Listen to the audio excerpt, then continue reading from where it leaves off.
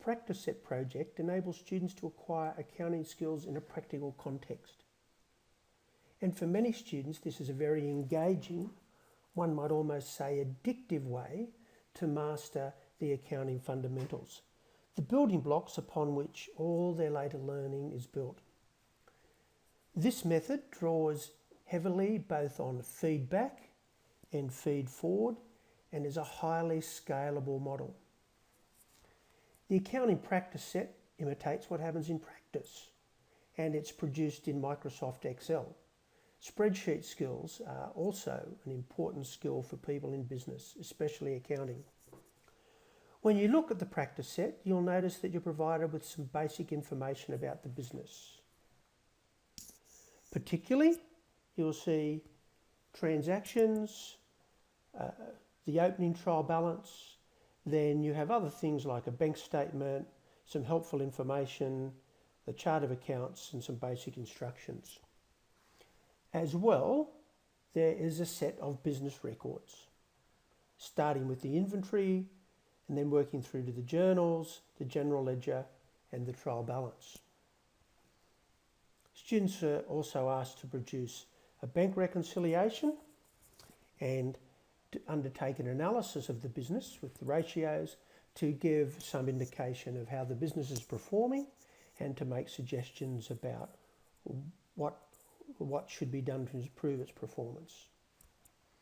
And finally, in tasks, there's key financial statements of the income statement and the balance sheet. Now let's look at some of the feedback. Let's just hone in on one of these records, the special journals. And these have already been completed, or almost complete. And you can see almost complete, they've got progress reports up here. So the student is 98% complete on this worksheet and 99% for the practice set as a whole. But let me just show you what happens before they put the entries in. And we take these out and you see those cells are white. So when a correct entry, and the progress is now back to 95, when a correct entry is made, 57255, the cell will go green and the progress will update to 96. Now, you can get further information about this worksheet. Now, you can get further information about the progress by going to the progress report. And the progress report will say how far has gone with each particular activity. So special journals, what we were just on, 96% complete. Subsidiary ledgers, there's one thing to be done there. Inventory worksheet, general journal, they're all 100% complete. But there is still some areas we need to address. Here's an overall progress report. Can quickly have a look and say, well, there's still a bit to do on the balance sheet and particularly the ratios.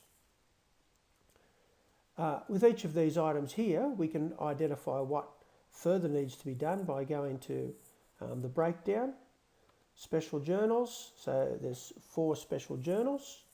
So we can see there that the purchases journal that we're just working in is the one that needs the most work, but also a few things to be done on the sales journal. Then we can look at the by task. So posting references, they're perfect. The posting references for the totals are perfect. GST, right, there's a GST is not complete, and that was a transaction we just done. The totals are not complete, and postings here are almost complete, but a few things done, and discounts are good, inventory's almost right. We can get an overview by looking at the progress dashboard, and we see, you know, quick view, inventory under control, general journal under control, subsidiary ledgers almost done, the special journals where we're at still a bit more. And we can go down and see that for each section of the practice set.